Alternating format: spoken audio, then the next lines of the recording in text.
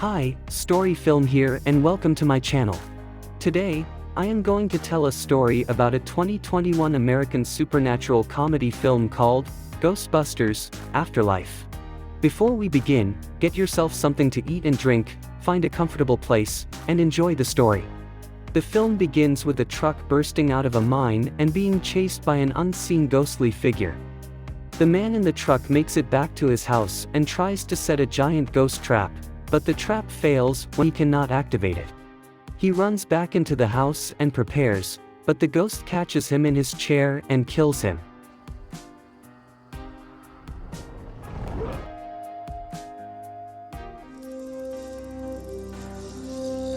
The scene jumps to Callie living with her son, Trevor, and daughter, Phoebe. They are soon evicted from their home because Callie cannot afford the rent, but she learns that her father has left her family the house in Somerville, so she packs up her things with the children and goes there. Apparently, the man at the beginning of the film was Callie's father. The family arrives at the house Callie inherited, which everyone in town knows only as of the house of the dirt farmer, because he was such a recluse. They are met by Janine Melnitz, who informs Callie that her father left her with a lot of debt, with Janine being the one who took care of the bills. Are you telling me this place is worthless? You mean aside from the sentimental value? Later, Callie takes the kids out to get dinner at a fast food restaurant where Trevor applies for a job. He is immediately smitten with an older girl named Lucky who works there, but the other boys tease Trevor when he tries to talk to her. My name's Trevor. My name's Trevor.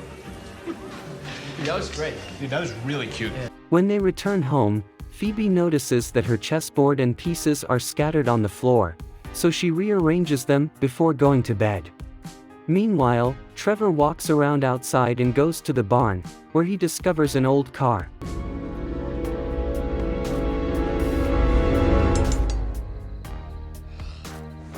In the morning, Phoebe notices that one of the chess pieces has moved, so she moves one of her pieces. Callie drives Trevor to start work at the restaurant while Phoebe starts summer school. She meets her teacher, Mr. Gruberson, and her classmate Podcast, who has his podcast for the supernatural cause. Gruberson puts on movie for the class instead of teaching. Now this is the kind of teacher that all students dream of. Not long after that, an earthquake occurs. Phoebe goes to Gruberson's office, where she learns that he is a seismologist and has been monitoring seismic activity somewhere in the city in recent years. After school, Podcast invites Phoebe to show her something after she says she doesn't believe in the spirit world, and later they go to the mines where they find what looks like the ancient skeleton of a monster. After work, Trevor begins to repair the engine of the old car at home. Later that night, Phoebe sees that the chess pieces have moved again, and when she moves her piece, her chess piece is knocked off the board. Realizing that something is wrong with this room, she looks around and finds tools like detectors, the same things as at the beginning of the film, and some kind of weird trap. The next day at school, Phoebe brings the strange trap and shows it to Podcast, but Gruberson sees it and gets curious, thinking it's a nice replica of something he knows. Killer replica. A replica of what? A ghost trap?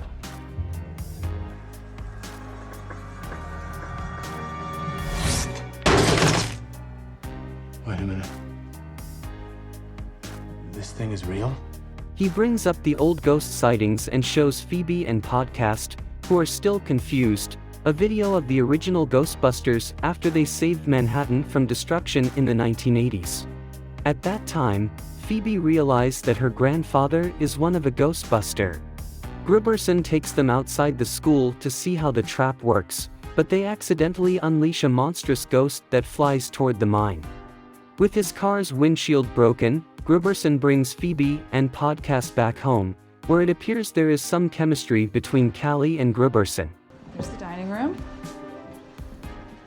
The kids go through more of Phoebe's grandfather's stuff and find a book about Gozer the Gozerian, the same evil ancient being that terrorized Manhattan all those years ago, as well as knowledge about Gozer that can only be freed by the gatekeeper and the keymaster. Meanwhile, Lucky invites Trevor to hang out with her friends at the mines, and when Trevor awkwardly sits down with Lucky, a ghostly entity bursts out and flies away. At home, Phoebe takes the detector device and goes into the barn, where she comes across her grandfather's old basement workstation and computer room. She finds her grandfather's old uniform with his name on it and soon realizes that the entity that's been following her is her grandfather, Egon. She fixes up one of his devices before returning to her room. When Phoebe later asks Callie what kind of scientist Egon was, she brushes him off with resentment for abandoning her and her mother. The next day, Phoebe brings equipment that she fixed yesterday and tries it out.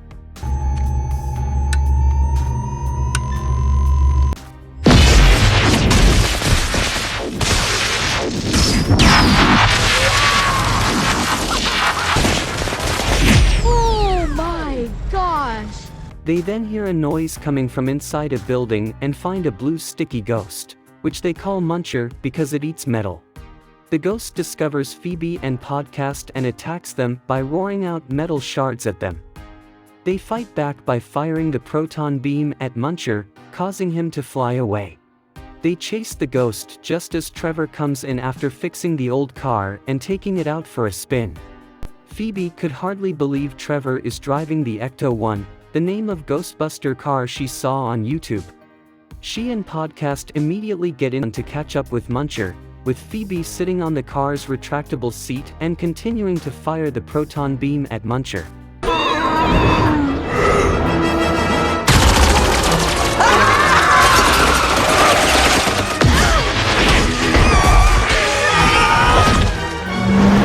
Meanwhile, Callie is on a date with Gruberson, and he bores her with his knowledge of seismologists, saying that despite Somerville having no epicenter, it has experienced a lot of earthquakes in recent years.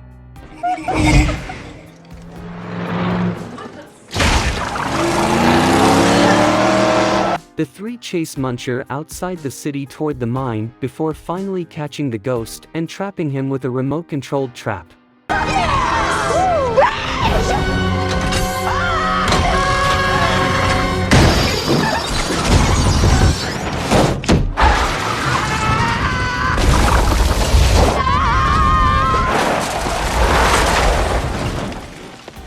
On the way back, they are caught by Sheriff Domingo and arrested. In the jail cell, Trevor finds out that Lucky is Domingo's daughter, but she backs up Trevor's account of the ghost they saw at the mine as he tells Phoebe and Podcast. Phoebe uses her one phone call to contact Ray Stans, whose phone number was found by her in the Ghostbuster YouTube video. After the group disbanded, he runs an occult antique shop in the former Ghostbusters headquarters. When Phoebe talks about Egon, Ray says he can rot in hell until Phoebe mentions that he is dead, at which point he feels remorse. Ray explains to Phoebe that Egon had a heated argument with him and the other Ghostbusters before he retreated to Somerville with all their old equipment. The last time Ray talked to Egon, he said something crazy about the end of the world. Phoebe manages to tell Ray that she is Egon's granddaughter before Domingo gets her to hang up. Callie and Gruberson arrive to bail the kids out, but Domingo keeps all the Ghostbusters gear in storage. When they get home, Phoebe and Callie argue, because Phoebe has come to understand and respect what Egon did, but Callie still sees him as a bad father and doesn't want her daughter involved in his business. Back at the mine, something awakens.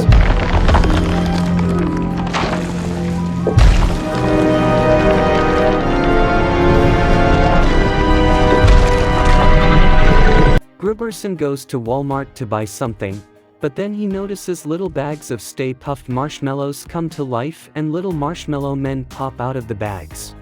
He keeps walking until he finds Vince Clortho, the key master, in the hallway. He runs for his life, but the beast chases Gruberson all the way to his car and attacks him.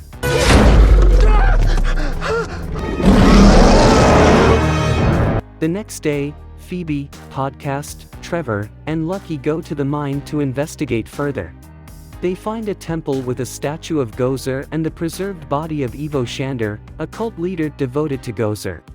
Suddenly another earthquake occurs, but the kids find out what causes it. A ghostly portal, coming from the very bottom, begins to climb upward, causing an earthquake at the same time. 4 weapons from different directions shoot beams into ghostly portals, preventing them from going any further. At this point, Phoebe realized that her grandfather had installed a trap that automatically activated every time the ghost tried to get out, preventing them from escaping for all these years. At the house, Callie finds the detector device and comes across Egon's lab, eventually realizing that her father's ghost is there too. He has been keeping up with her growing up, with pictures and news articles of her all over his wall, which means he did love her. Unfortunately, she is found and attacked by Zol, the gatekeeper.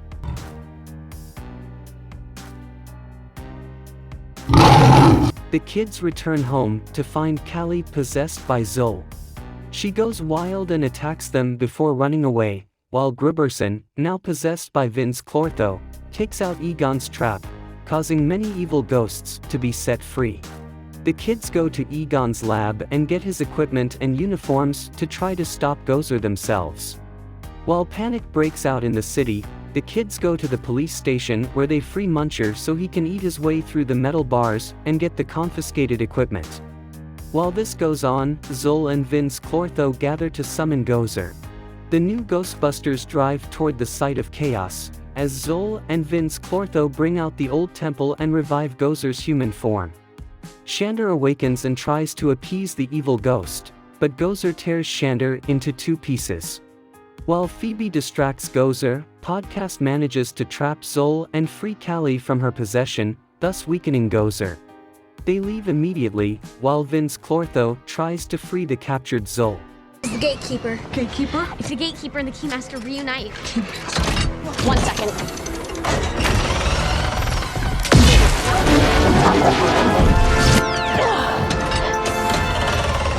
When they get home, Phoebe baits Gozer, who follows them with the trapped Zol. Hey!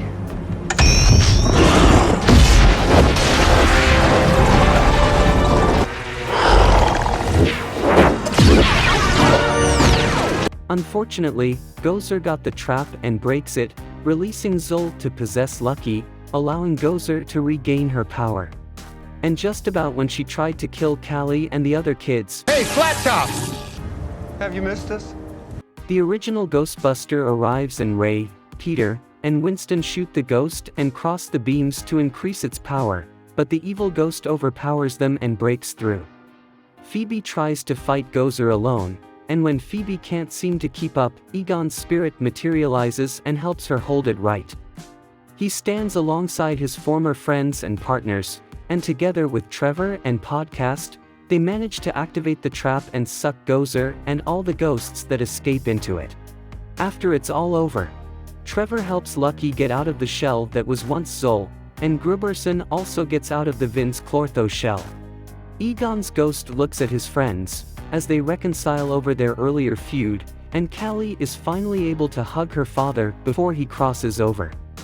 Later, Winston took a look at the old car, called Ecto-1, and said he would fix it. The film ends with a flashback that shows Egon giving Janine a coin. In the present, she shows the coin to Winston, who is making arrangements to restore the old headquarters and Ecto-1. Meanwhile, one of the ghost containment units begins to glow red.